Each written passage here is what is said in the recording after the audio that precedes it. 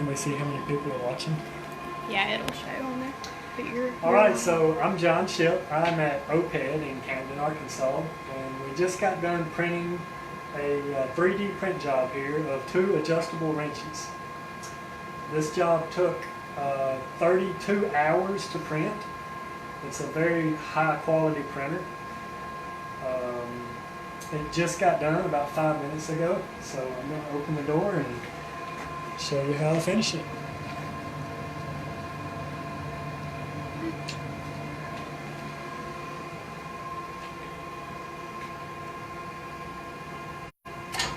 This plate comes out.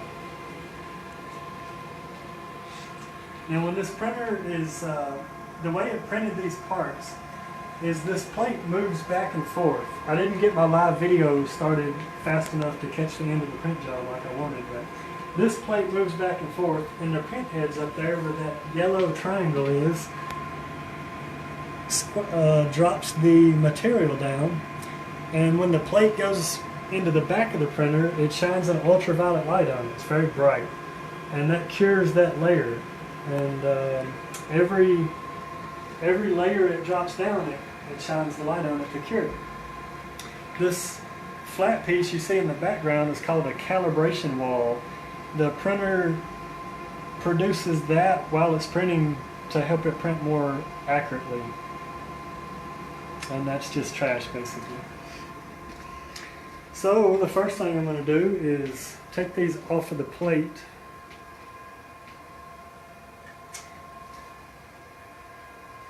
And they're actually not coming off very easy, so I'm going to use my trick that I use to get these off the plate.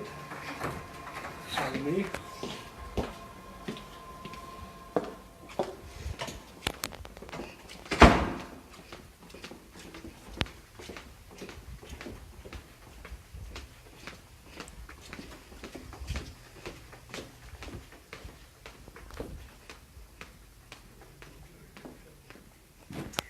This is a $250,000 freezer that we use to detach the parts from the plate. Just teasing, this is a Walmart freezer. Takes about a minute, and then the parts just fall right off.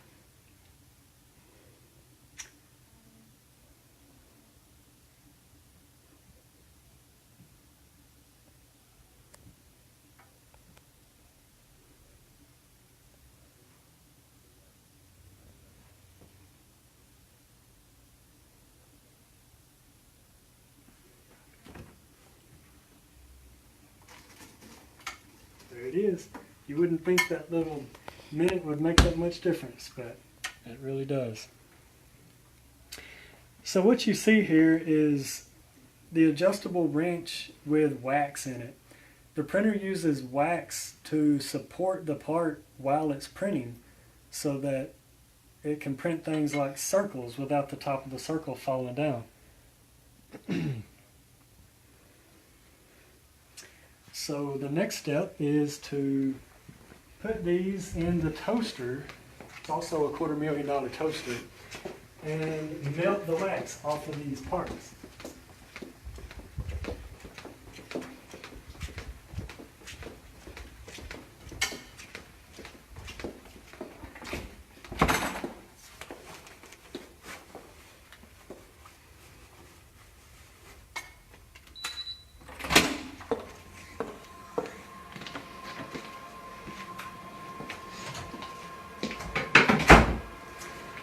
Okay, you can see my previous print jobs, what's left of the wax in there.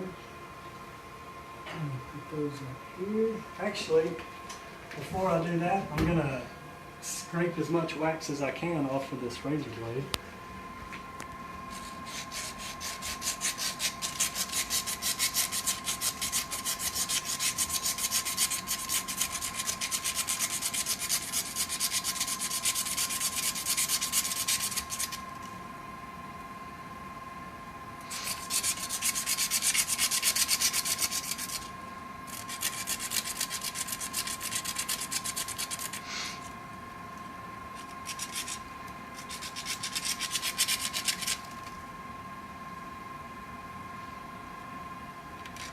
without cutting myself, hopefully.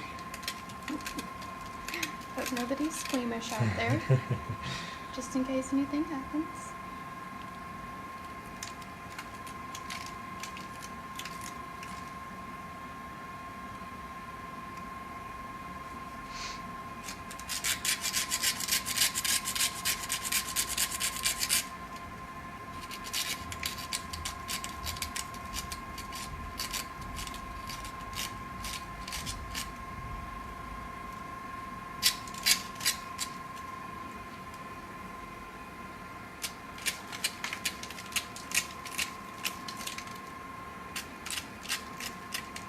Okay, that's about as good as I'm going to do that one. And I'm going to bake, let's see, I'm going to warm this part for 15 minutes.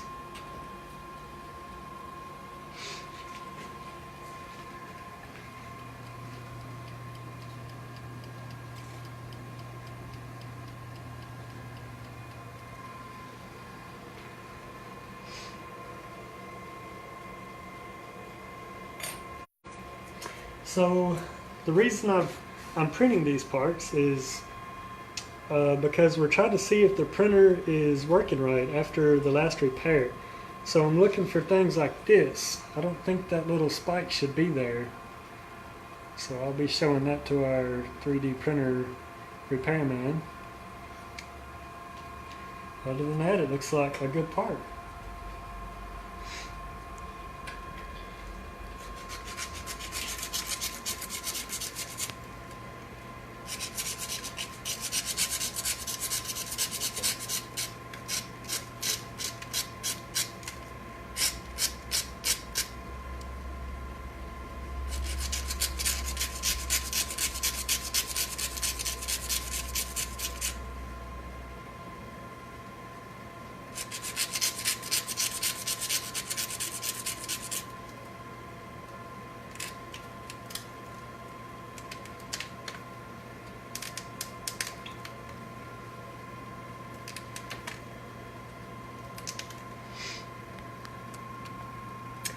Okay, that's about as much as I want to scrape off of that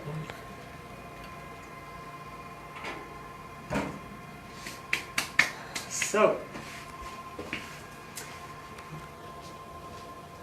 this is the last part I printed with this printer. This is a planetary gear. It's one of the parts you'll find in a automatic transmission. This was printed in one piece. Pretty much. This little triangle right here comes in one piece, and then the rest of it comes in one piece, and I just have to snap the triangle on. But this is the last part that I printed, and it turned out almost perfect. It's got a few notches in it. If you look close enough, you probably can't see it with a camera. But this is what the printer was doing before we had it repaired. And it's supposed to be the same thing. And if you look at it at that angle, you'll see the printer was obviously not dropping material in those places.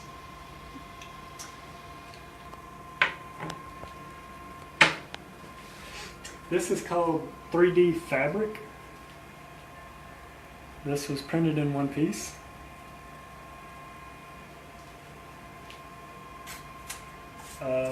This is a business card for 3D Systems, the company that helps us with this printer. It's the coolest business card I've ever seen. It keeps going in a circle. It's got all kinds of little tiny hinges and everything in it. And this was printed in one piece, no assembly required.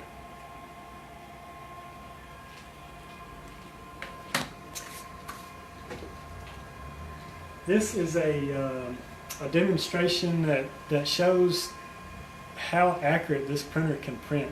This is a $65,000 printer. It's not one that you'll get off of Amazon for $1,000 that you'll find in most schools. This is a filter, and I'm sure the camera can't see that, but we're going to try. Oh yeah, it's showing up. There's about 1,000 holes there. Don't quote me on that, but they're really tiny, and really demonstrates how precise this printer can get. Matter of fact, if I grab my cheat sheet here, there's 1,000 microns in a millimeter. A first generation MakerBot 3D printers printed layers are about 250 microns thick, so 1/4 of a millimeter. A second generation MakerBot prints layers that are about 100 microns thick, so much better. A standard copying machine paper like this I'm holding is about 100 microns thick. We're streaming live on Facebook. A human hair is about 70 microns thick. A white blood cell is about 25 microns thick. This printer prints layers that are 16 microns thick, so it's incomprehendibly thin. Looks like we got about 10 minutes left on our toaster.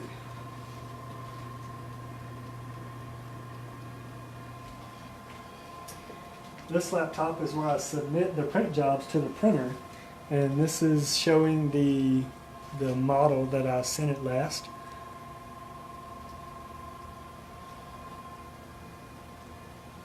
I positioned those adjustable wrenches so the tallest point would be lined up with the spots that the printer was having problems with. So if it's going to mess up, we should know about it. Those adjustable wrenches should be movable. Should be two movable parts there. So if the printer made any flaws at all, those parts will be froze up. Hopefully they're not.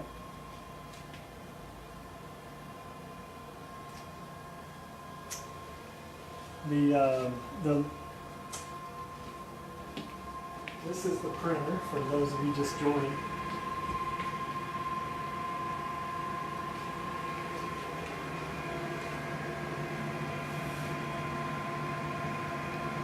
Do you want to tell them how big it can print?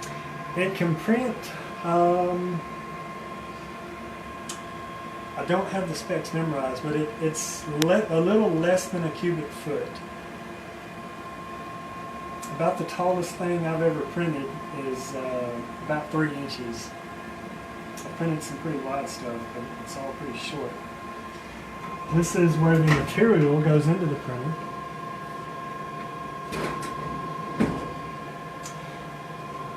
This is the material that actually becomes the part, and this is the wax. And those are just empty holes. For if you have a print job that would use more than a bottle, you would need 2 bottles of each. Plus, when a bottle is running out, you can't stop your print job to change the ink cartridge. Not the ink cartridge, but the material bottle.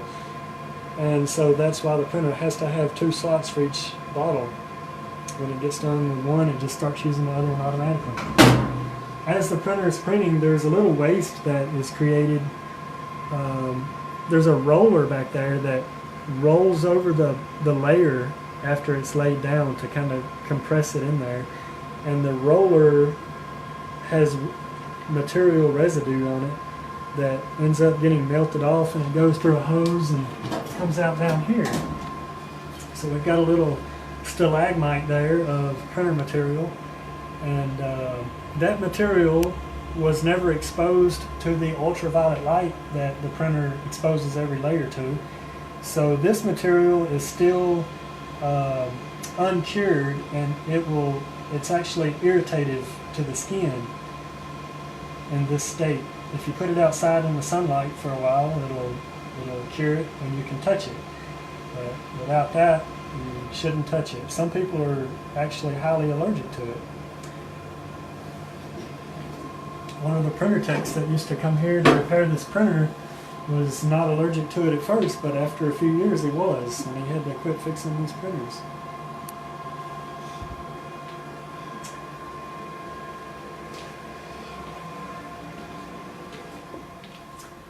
Looks like we've got about 5 minutes left. It's coming right along. I've seen a big piece fall off. Yeah.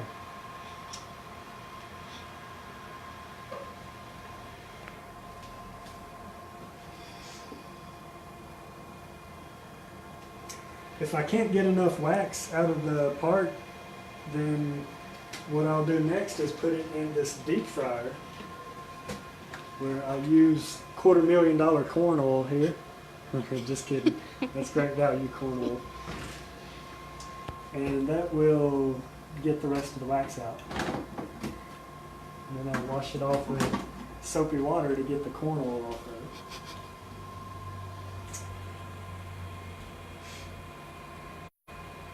This is a part that I'd say it's about a 3/8 of an inch thick, that demonstrates how strong the material is that this printer prints.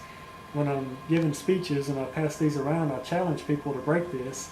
They won't get in trouble if they do, and I've never seen anybody break one yet. There's some pretty big dudes bow up on it, and it wasn't happening. So pretty strong stuff. It's called, actually this is printed with a material called M3 crystal. We just got a new material a few weeks ago, and it's called M3X, I believe. You can Google that and see the specs on it.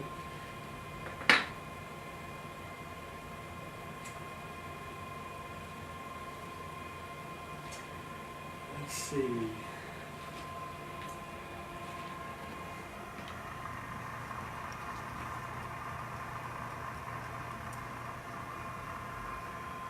Coming right along, the wax is steadily dripping off.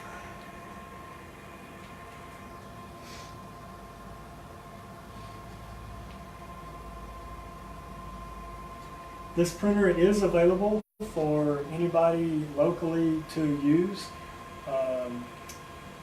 What you would have to do is contact OPED or me and set up, well, what you would do is send us your model file.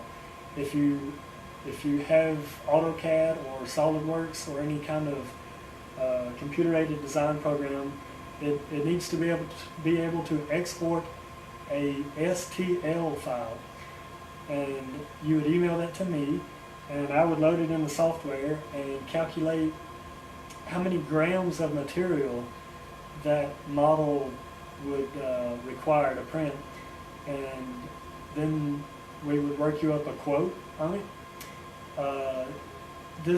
And our prices are very competitive with what you can get online.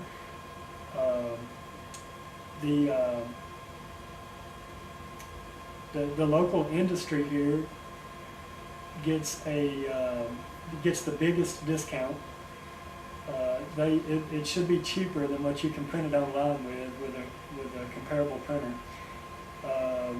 The schools get about half of that discount, and everybody else would pay about what you would pay online. But the difference is you can come here and have it printed overnight, whereas online you may wait a few days for it to arrive. Okay, maybe 2 minutes. The dripping has slowed down. I think I'm going to go ahead and take the first part out and see if I can get the wax started off.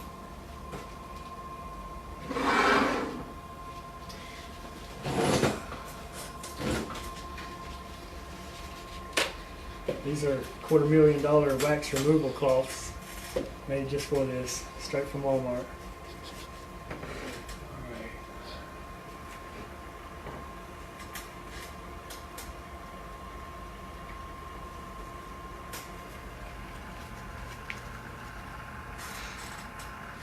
It's pretty hot.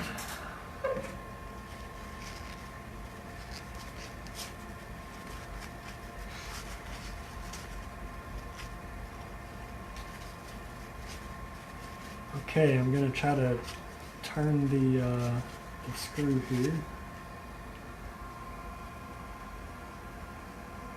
It's turning, it's a little bit stiff.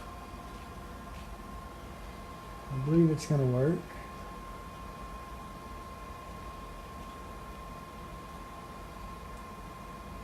Yeah, there we go. Had to get the rest of that wax out.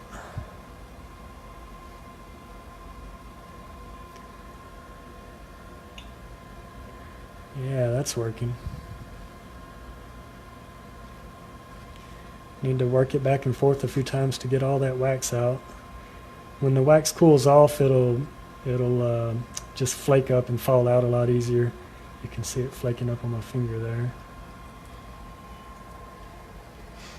This wax is not irritated to the skin since it's been exposed to the ultraviolet light in the printer.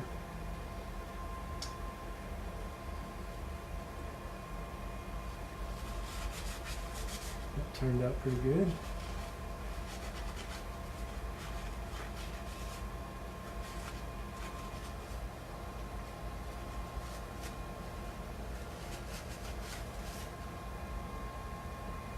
Freshly printed adjustable wrench.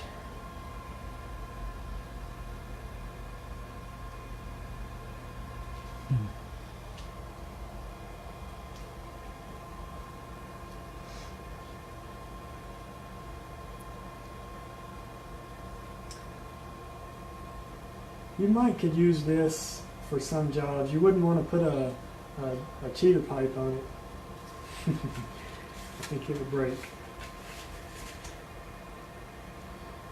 It's mainly, this is going to end up being some demonstration parts for people that come by to see the printer.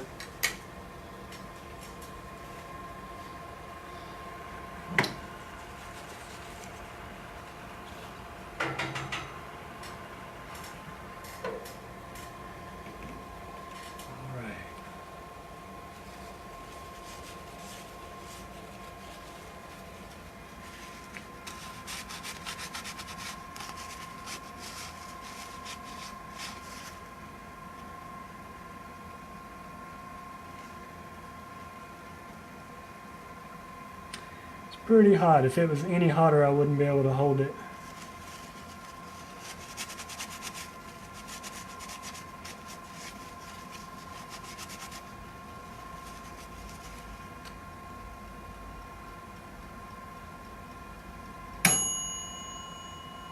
All right, looking good. I would say these two parts are successful.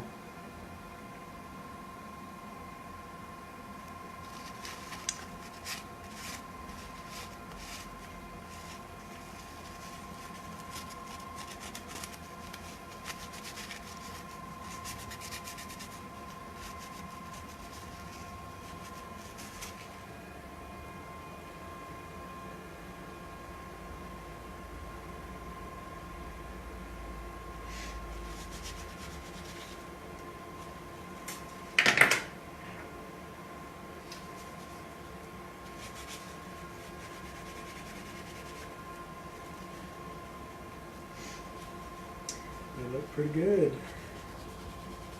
I'd say that means this printer is ready for some customers.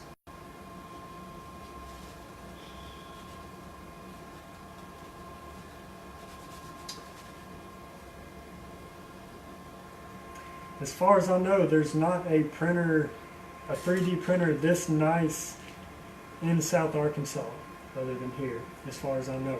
If anybody knows different, comment below.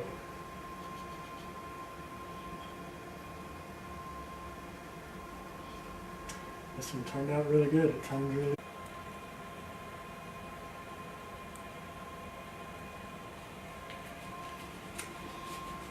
I guess that concludes our live streaming video.